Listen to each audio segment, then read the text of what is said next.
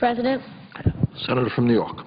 I ask to speak as if in morning business. Without objection.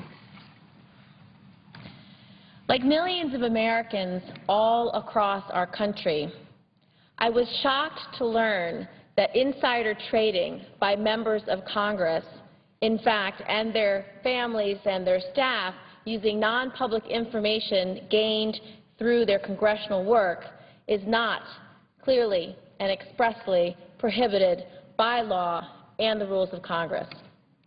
The American people need to know that their elected leaders play by the exact same rules that they have to play by. They also deserve the right to know that their lawmakers' only interest is what's best for the country, not what's best for their own financial interests. Members of Congress, their families, and staff shouldn't be able to gain personal profits from information they have access to that everyday middle-class American families don't. It's simply not right. Nobody should be above the rules. I introduced a bipartisan bill in the Senate with 28 of our Senate colleagues from both sides of the aisle to close this loophole. The Stock Act legislation is very similar to the legislation introduced by my friends in the House, Congresswoman Louise Slaughter and Congressman Tim Walz. I want to thank them for their long-standing dedication and leadership to this important issue. I also want to thank Chairman Lieberman, Ranking Member Collins, and all of the committee members for their work in acting swiftly to move this bipartisan bill out of committee with a sense of common purpose straight to the floor for a vote. I want to thank Leader Reid for his leadership and support in bringing up this bill before the full Senate. Our bill, which has received the support of at least 7 good government groups, cover 2 important principles. First, members of Congress, their families, and their staff should be barred from buying or selling securities on the basis of knowledge gained through their congressional service or from using the knowledge to tip off someone else. The SEC and the CFTC must be empowered to investigate these cases. To provide additional teeth, such acts should also be in violation of Congress's own rules, to make it clear that this activity is not only against the law, but inappropriate for this body. And second, members should also be required to disclose major transactions within 30 days to make information available online for their constituents to see, providing dramatically improved oversight and accountability from the current annual reporting requirements. And I'm pleased the final product that passed with bipartisan support in the committee is a strong bill with teeth and includes measures such as ensuring that members of Congress cannot tip off others with non-public information gained through their duties, and ensures trading from this information would also be in a violation of Congress's own ethic rules. Some critics say the bill is unnecessary and already covered under current statutes. I've spoken to experts tasked in the past with investigations of this nature, and they strongly disagree. We must make it unambiguous that this kind of behavior is illegal. At my home state newspaper of the Buffalo News noted, the Stock Act would ensure that the people's business is being attended to. President Obama said in his State of the Union address, "Send this bill and he will sign it right away." We shouldn't delay. It is time to act and take a step right now to begin restoring the trust that is broken in Congress. Thank you.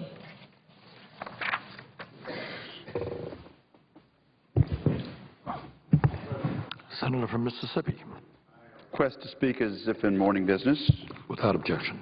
Thank you, Mr. President. I rise today deeply concerned about President Obama's recent unconstitutional overstep of executive authority in the ostensible appointment of Richard Cordray as the Director of the Consumer Financial Protection Bureau, CFPB, and 3 new members of the National Labor Relations Board.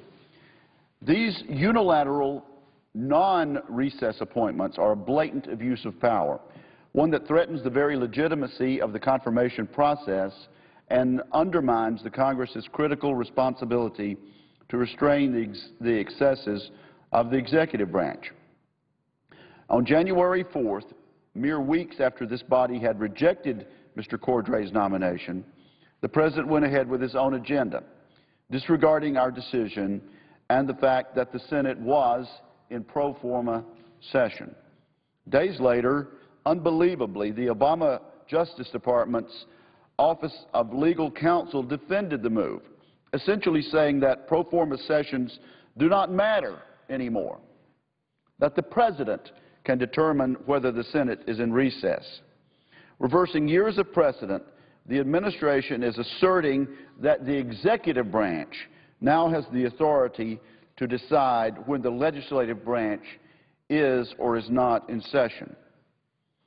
This presumptuous action by the President goes far beyond the limited powers he is granted by our Constitution. It is an affront to the democratic checks and balances established by our founders, and it constitutes a gross violation of precedent set by those who have come before us. The courts will surely have a say in what the President has done, amounting to an expensive, unnecessary move for pure political reasoning. It was only a matter of days before business groups filed a legal challenge against the President's appointments to the NLRB. To be sure, the President has the right to make recess appointments. This much is unquestioned and clearly set forth in Article 2, Section 2 of the Constitution, which states the President can, quote, fill up all vacancies that may happen during the recess of the Senate, unquote.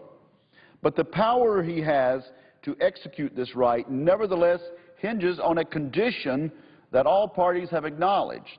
The Senate must be in recess. As it states in Article 1, Section 5, Clause 4 of the Constitution, quote, neither House during the session of Congress shall, without the consent of the other, adjourn for more than 3 days, end of quote. The House of Representatives had not formally given our chamber that consent when the President made his appointments. Moreover, senators had agreed by unanimous consent to remain in pro forma session. What the President has done triggers a dangerous new precedent. With this overstep, those in the Obama administration have put their political agenda above the Constitution and above the founding principles that established our government's separation of powers. This is no trifling matter. Equally troubling is that this power grab could inspire further overreach, setting an unconstitutional model for future administrations. It stands to reason that if the President's judgment, not Congress's, dictates when the Senate is in recess, then it will stop him from making an appointment whenever he chooses. Michael McConnell, a distinguished former federal judge and director of the Constitutional Law Center at Stanford Law School, recently suggested in the Wall Street Journal that the President could, for example, make an appointment overnight or during a lunch break. The parameters of what recess means would be subject to his discretion and his discretion alone.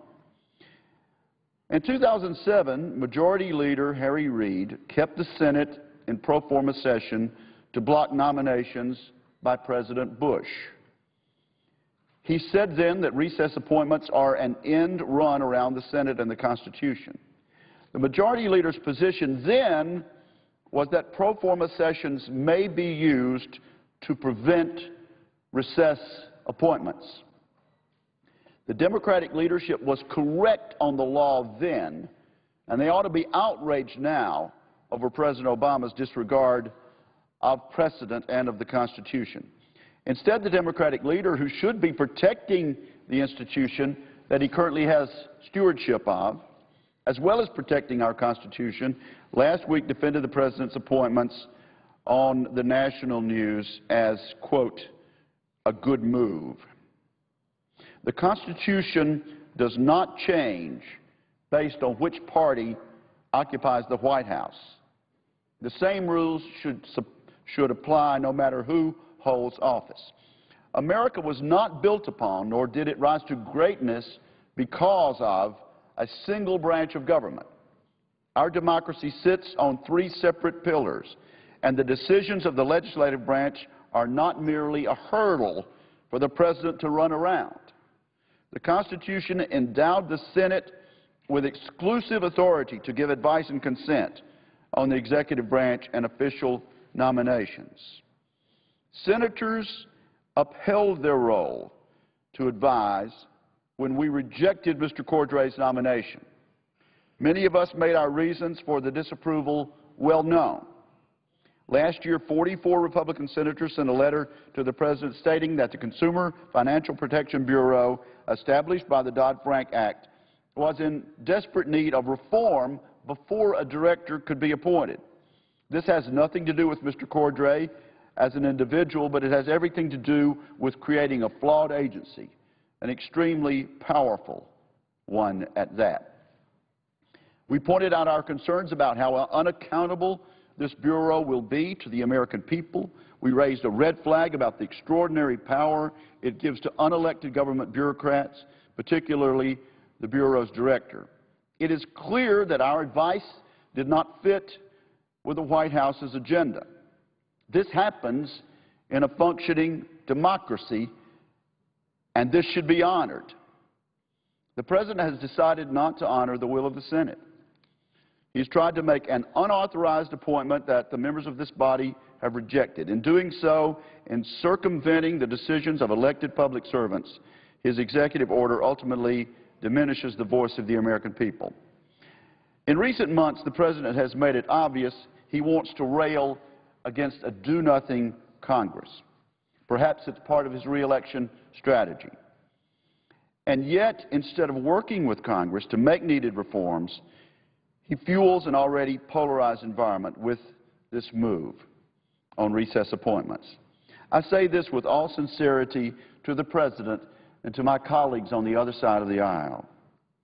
There's a time for spin, and there's a time to make political points. But politics and theater ought to stop short of trampling on our Constitution. Like each of us, I made an oath to support and defend the Constitution when I took this office. I would not be upholding this pledge if I did not speak out now over what the President has done. Preserving the constitutional sanctity of the decisions of the Senate and the role it serves is one way we support and defend our founding document and the democratic ideals of those who created it. Mr. President, the chair of the Banking Committee has scheduled a hearing on Tuesday, supposedly to hear the testimony from Mr. Cordray on his plans for the Consumer Finance Protection Board. Let me be explicitly clear. Richard Cordray is not the duly constituted director of the CFPB. His purported recess appointment does not comply with the Constitution is in fact a nullity. I will not provide the administration with an appearance of legitimacy in this action, and I will therefore not be in attendance at next Tuesday's hearing. This may seem to be a small step, but I hope it is the first of what will become a debate in this Senate by both parties about the constitutional system of checks and balances. This matter will also go to the courts, and I pray that somewhere in the process, the sanctity of our Constitution will be upheld. I approach this matter regretfully and soberly, but with apprehension about what the Obama administration is trying to do to our 225-year-old Constitution. I call upon members of both parties in this Senate to rise up in solemn defense of this institution and in the constitutional principle of the separation of power. Thank you, and I yield the floor.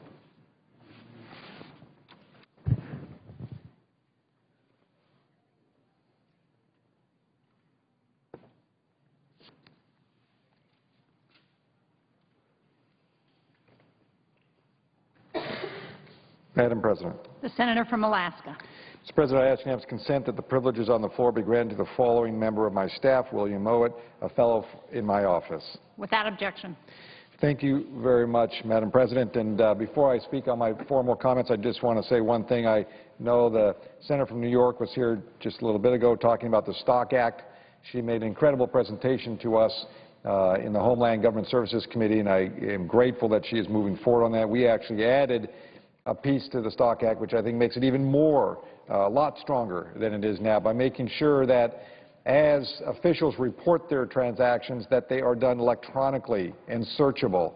So that means anybody in this country can go to the website of the Senate and find the information about their senator. As you know, as a new candidate and a person in this office, as I was, you know, our disclosure forms, when we file them, they're sent to the Senate clerk, and then if you want them, they got to copy them and send them off to someone else. You can't search for them, you can't get them, which is unbelievable. So we made sure in the committee that if we do this act, I think it's a strong act, it's something we should do, that we make sure it is searchable, available electronically in this age we live in today. I already put my disclosure form on my website. I put it on there since the day I came in the office, because I think people need to know exactly what their senators' investments are, who they get, if they have spouses. In my case, my spouse, all her information is on there, even though I'm not required to do it. I put it on there because I think people need to know the household income of their senator and where it comes from and where their investments are. We over-report. Actually, there's times when, as I fill them out, we have an attorney review them. They always tell me you're giving too much information. And so I have to remind them that's what I'm doing. That's the way I think it should be done. So, again, I congratulate the senator from New York who was here for the work on the Stock Act, and I'm glad that I could participate in making it even stronger. Madam President, I seek the floor to speak about my residents of Alaska, a state that constantly overcomes adversity in their tough winters, and this year has been a tough winter. Alaska's history is marked by stories of people coming together to overcome extreme hardships and save their communities. None is more memorable than the 1925 Serum Run, where diphtheria ravaged the remote Arctic community of Nome. The needed vaccine was raced to the community by a team of 20 mushers and some 150 sled dogs. They faced brutal February weather and extreme cold, where winds and snow drifts, and carried their precious cargo of the vaccine some 700 miles in just 5.5 days. It's a speed record that's never since been broken, and it saved the community. The feat is memorialized today by the 1,000-mile Iditarod sled dog race, known as the last great race on Earth. This year, the city of Nome faced a 21st century challenge, the need for energy. The fall fuel barge, the last scheduled before winter set in, was blocked, first by a mammoth October storm which swept up western Alaska, and then by heavy sea ice. The barge had to turn back, but without the delivery, Nome would run out of fuel by March. Nome is not connected by road, and the earliest the next barge would arrive would be this June. Flying in 1.3 million gallons of fuel would have taken 300 flights and would have boasted the cost of already an expensive gasoline and home heating fuel to over $9 a gallon.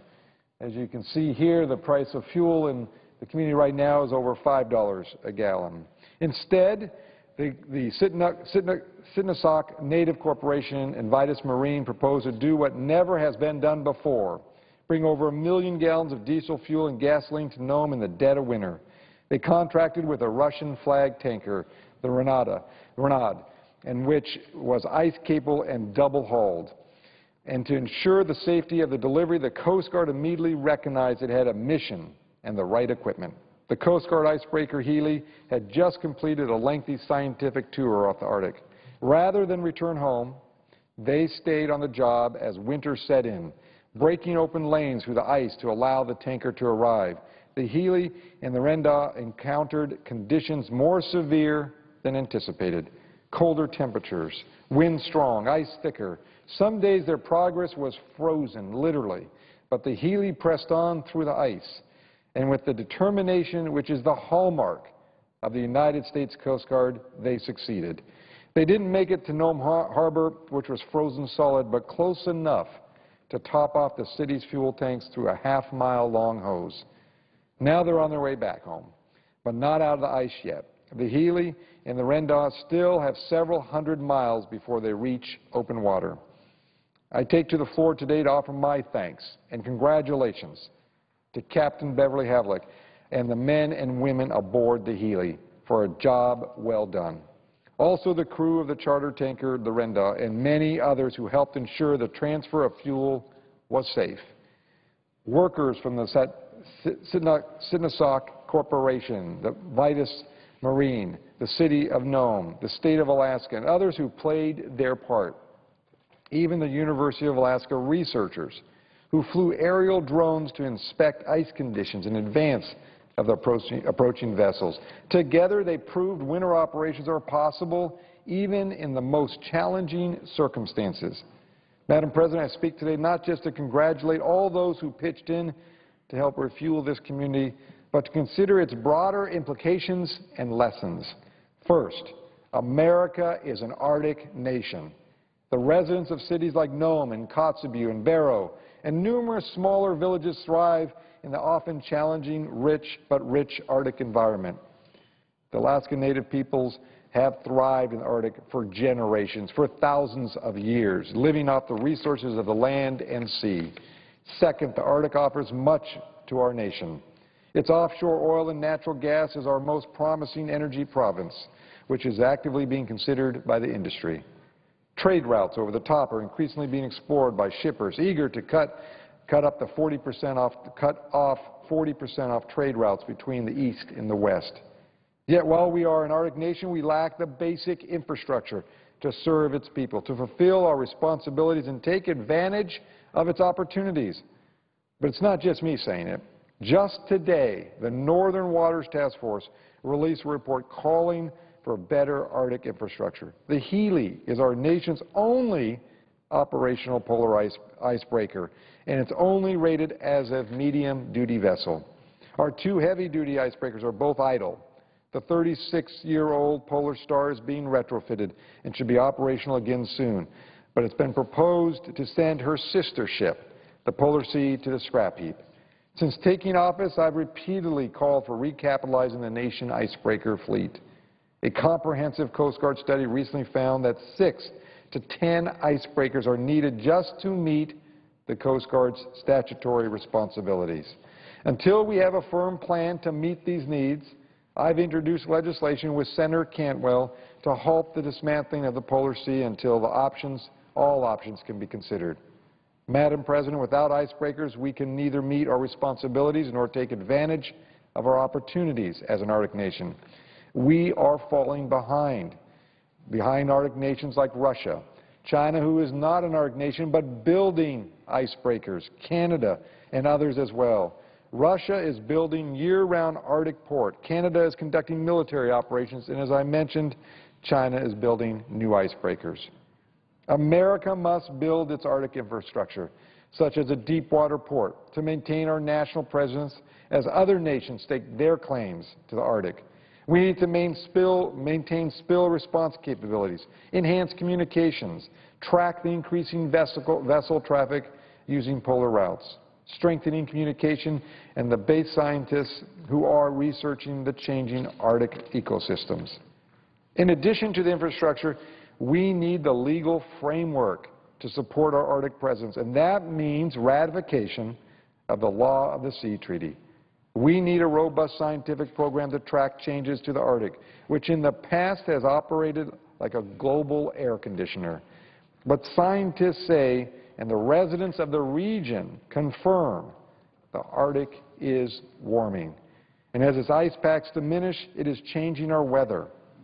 The National Oceanic Atmospheric Administration, NOAA, says that there were a record 12 weather disasters in the United States costing more than $1 billion each in 2011. The hurricane force storm that blocked the fuel delivery to Nome isn't the only unusual severe weather facing my state. South Central Alaska has had, and I'll repeat this when I say it, 24 feet of snow. 24 feet of snow so far this winter. The cities of Cordova and Valdez know a thing or two about heavy winter snowfalls, but this is an unusual one for them. In Cordova, buildings collapsed and avalanches cut the town off from its airport. That's a true concern, since like 80% of the rest of Alaska, Cordova is not connected by roads to the rest of the state. The Army and the National Guard sent soldiers and airmen to the scene, and the state of Alaska sent over 100 state responders and heavy equipment to the town by state ferry. The whole town, along with the guardsmen and the state workers, pitched in and worked around the clock to clear the snow off the streets and roofs as another snow and rain system was about to hit. The only problem? Alaskans can be rather enthusiastic and kept breaking every single one of those snow shovels. Eventually, they ran out and had to have more snow shovels shipped in from around the state. Other parts of the state are affected as well. Boats capsized in the fishing port of Kodiak due to the heavy snow. Yesterday, once again, the Coast Guard came and performed their duty. Performed not only one, but two rescues of cruise fishing vessels that sank near Kodiak Island. And NOAA is closely watching the heaviest sea ice in decades in the Bering Sea, which threatens to close important crab fisheries and destroy millions of dollars in fishing gear. Some politicians downgrade public service and say government can't do anything right. I'm grateful for the government's response. I'm grateful to the Coast Guard's response on the Healy, who gave up their holiday with their families to ensure Nome got its fuel. And I'm grateful to the Alaskan National Guard and the state and local governments working to help dig out Cordova and Valdez. Again, I know my time is expired, but I want to say there's no question in my mind the work that the Coast Guard did, the Guard, and many others set us on a course, again, to recognize incredible people who are doing incredible things in our state and around this country.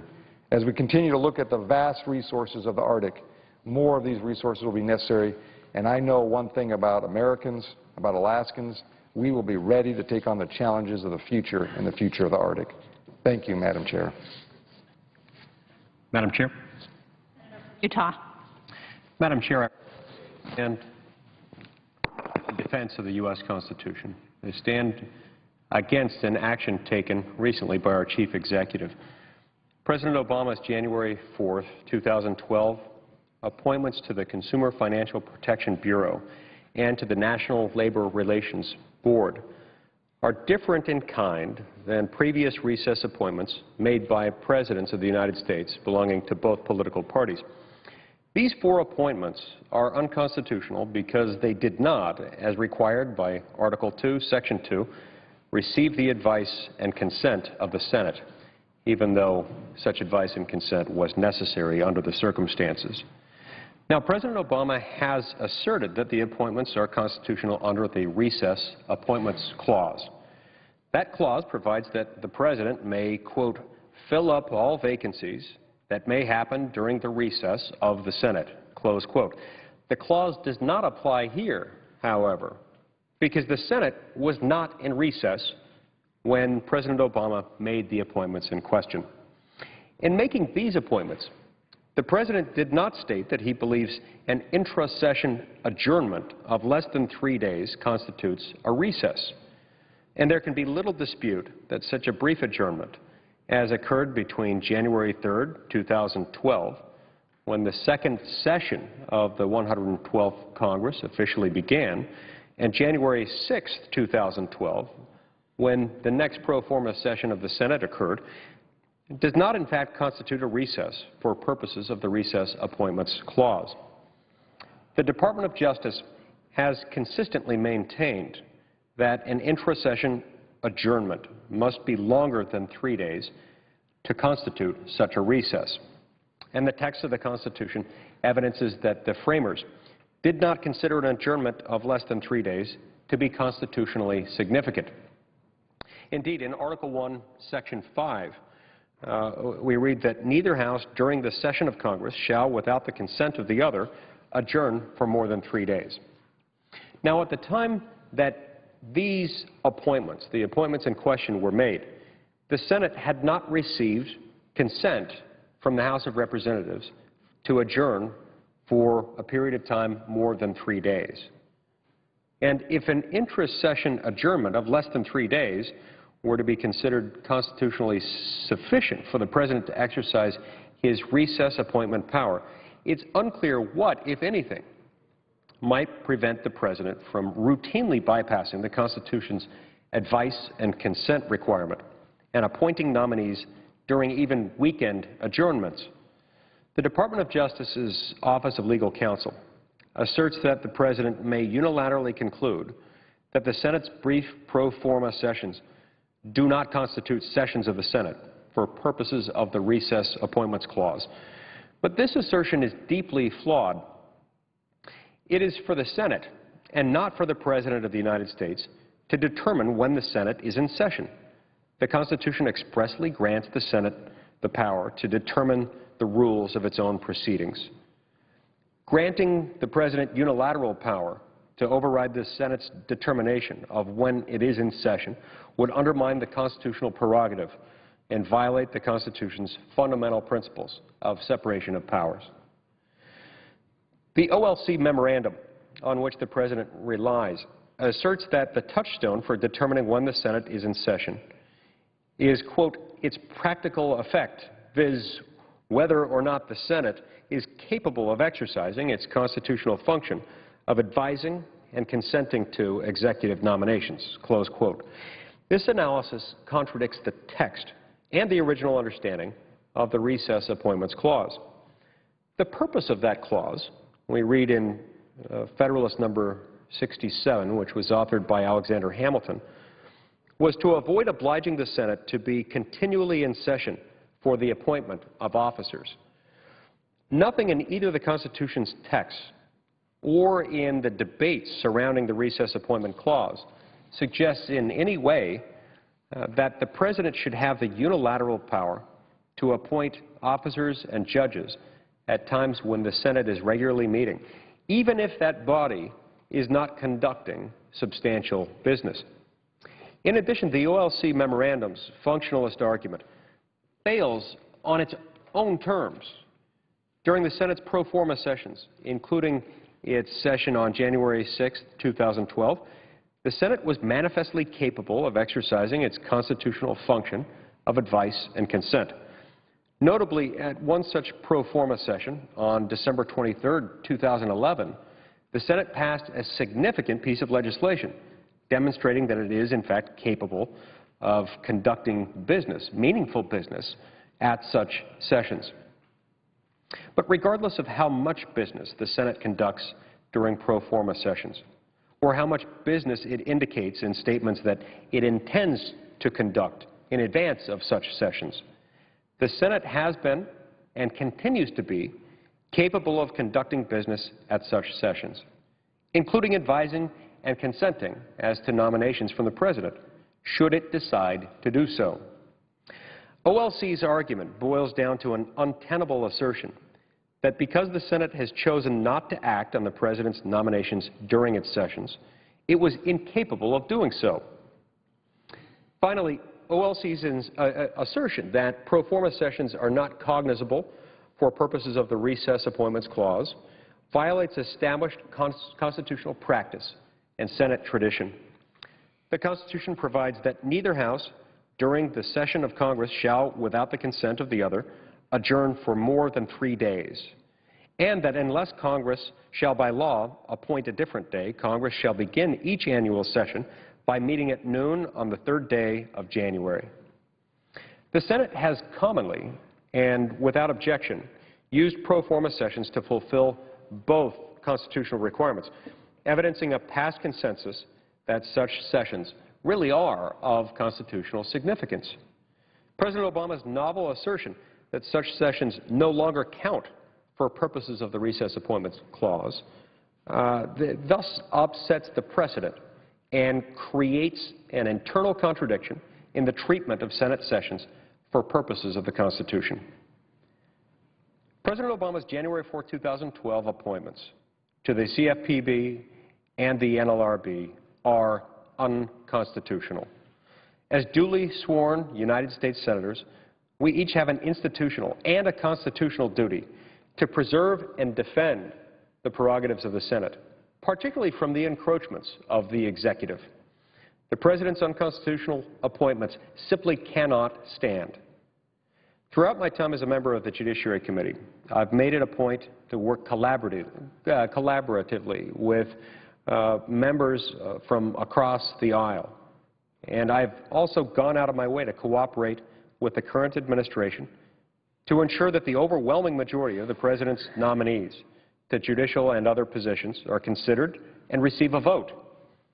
And both in the Judiciary Committee and on the floor, I've voted for dozens of nominees with whom I fundamentally disagree on various issues, simply because they were nominated by a president who was duly elected by the people.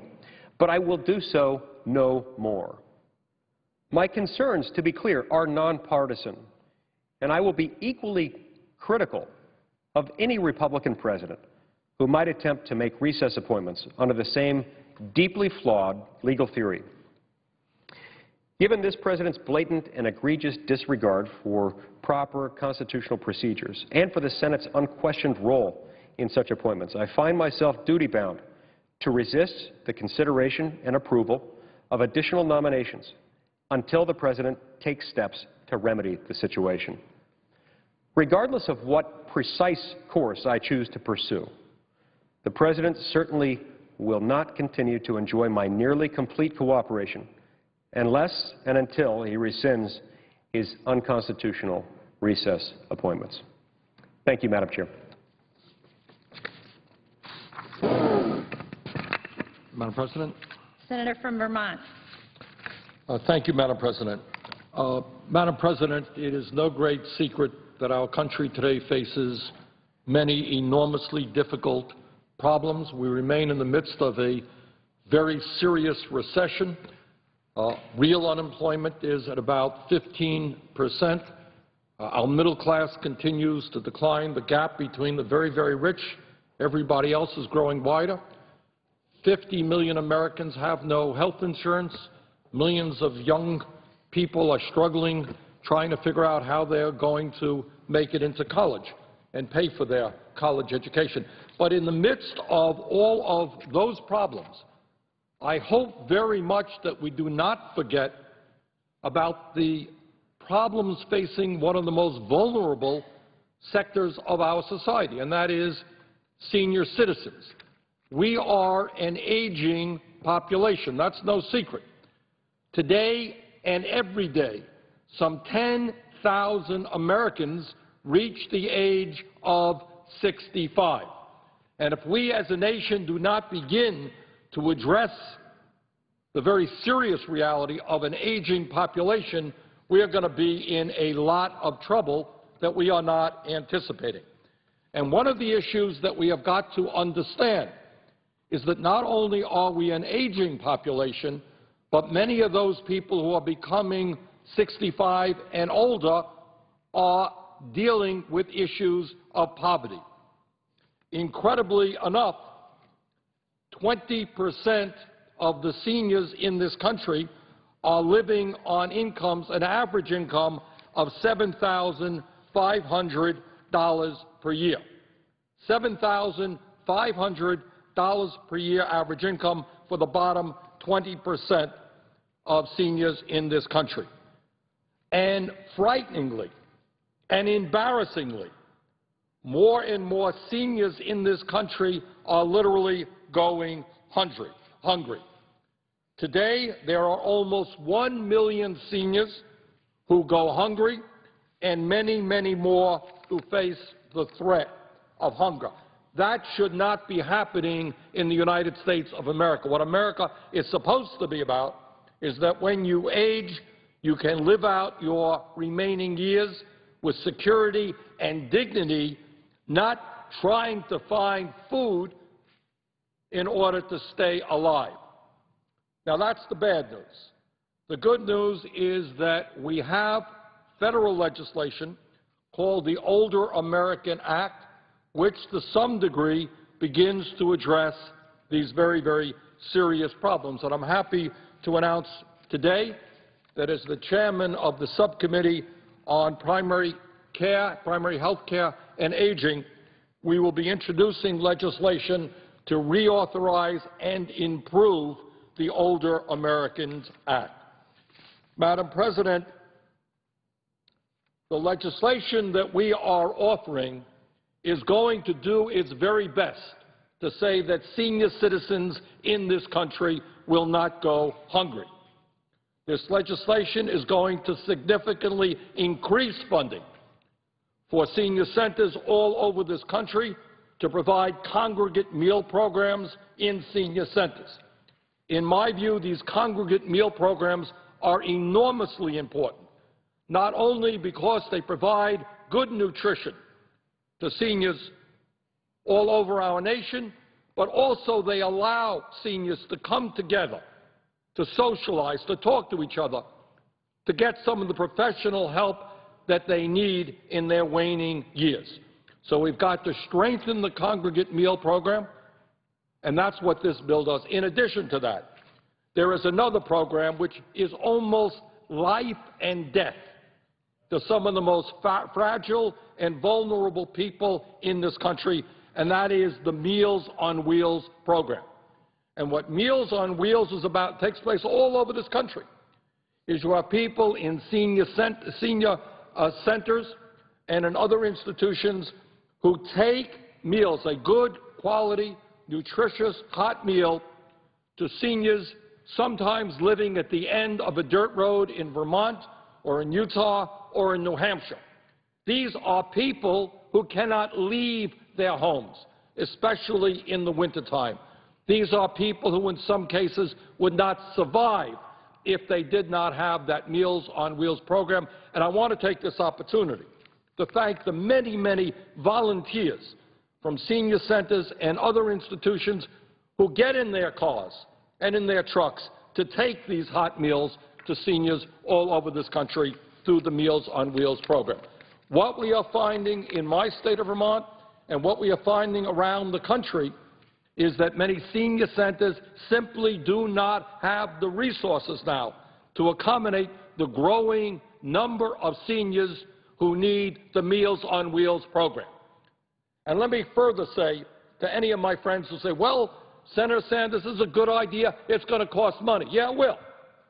To increase funding for Meals on Wheels and congregate meals will cost additional revenue. But at the end of the day, the federal government will save money. We've had hearings on this issue. We've had physicians come forward, and they say that one of the reasons that seniors end up in the hospital, seniors end up in the emergency room, is because they are malnourished. Because it's sometimes, literally, because of poor nourishment, they fall, break their hips at great expense to Medicaid or Medicare. So not only is it the right and moral thing to do to keep seniors in this country from going hungry, in the long run, we save money by keeping them healthy. Furthermore, Madam President, I want, in this bill, we are going to do something that I think is long overdue. There has been a lot of discussion here in the Senate and the House about Social Security. And some of my friends, often Republicans, sometimes Democrats, think that we should cut Social Security, that we should try to move toward a balanced budget by cutting funding for some of the most vulnerable people in this country. I strongly oppose that. And one of the arguments brought forth to cut Social Security as well, the COLA, the Consumer Price Index for the elderly, how we determine what the COLA is, it's too generous. It's really inadequate. Now, when I tell that to senior citizens in Vermont, do you know what they do? They laugh. They literally laugh when I tell them there are people in Washington, D.C., who believe that the formulation as to how we determine COLAs is too generous. And they say, Bernie, we haven't gotten a COLA for the last 2 years, so how is this too generous? And they are, of course, right. The way we, in my view, formulate the COLA right now is inadequate, not because it is too generous, but quite the contrary. The truth of the matter is that seniors' purchasing needs are different than the general populations. Everybody knows that. Seniors spend a higher percentage of their income on prescription drugs. They spend it on health care. In cold weather states like mine in New Hampshire, they spend it on keeping warm.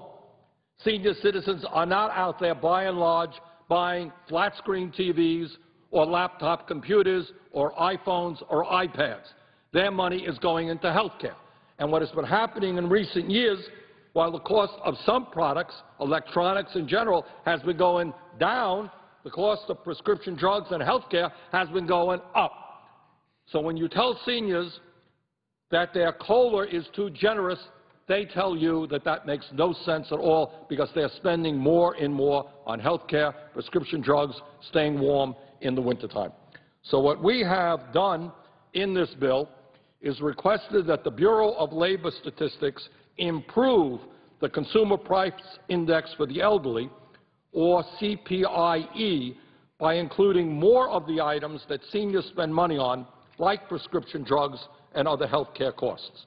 We must have a more accurate measure for COLAs for seniors, and I believe this is the path to a fair COLA. Madam President, I look forward to working with all of the members of the Senate to make sure that we do right by our parents and our grandparents, that we make sure that seniors in this country can live out their remaining years in security and in dignity by reauthorizing a strong and fair Older Americans Act in the coming months. And I especially want to applaud Senators Cole, Mikulski, Casey, and Franken for introducing other thoughtful, innovative, and important Older American Act amendments.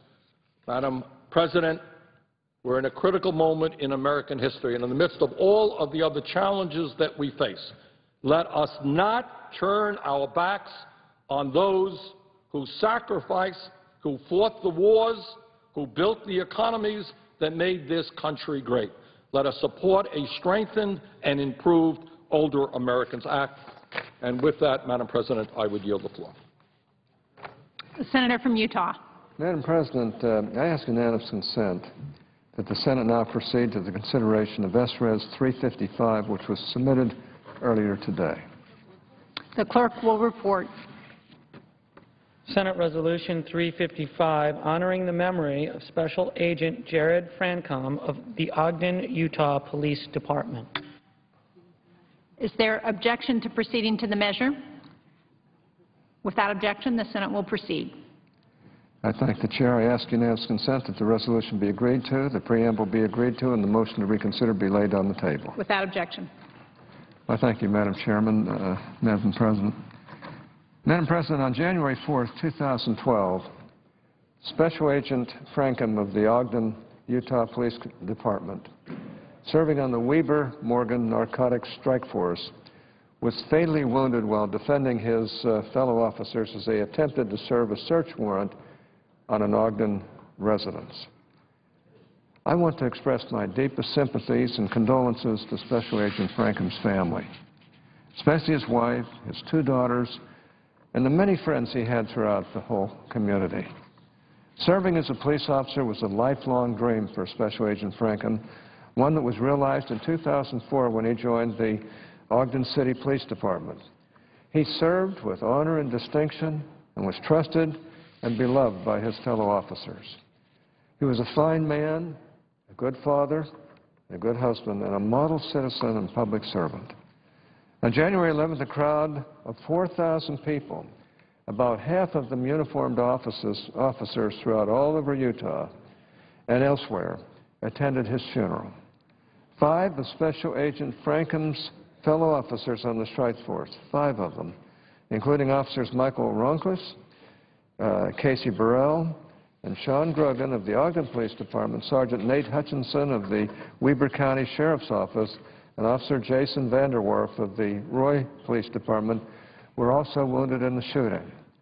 Officer Burrell remains hospitalized as he recovers from the serious injuries that he sustained in the shooting. Madam President, along with everyone in Utah, I am deeply saddened by this turn of events. At the same time, we are humbled as this tragedy reminds us all of the bravery and dedication of the women and men of law enforcement who risk their lives every day to keep our communities and their communities safe. As I have served the people of Utah over the years, I've had a chance to meet and get to know many members of our law enforcement community. Without question, they are among the most honorable and courageous people any of us could ever hope to meet. I'm honored every time I have an opportunity just to be in their presence. Today I was joined by Senator Lee in introducing this resolution recognizing the sacrifice of Special Agent Franken, extending the Senate's condolences to his family and friends, expressing our good wishes to his fellow officers, and hoping that they will all have a full and speedy recovery, and of course recognizing the remarkable courage and honor displayed by the men and women of law enforcement. I want to thank my colleagues for their support of this resolution, which I know will mean a lot to Officer Franken's family, his fellow officers, and their community. Mr. President, Madam President, I suggest the absence of a quorum. Mr. Akaka.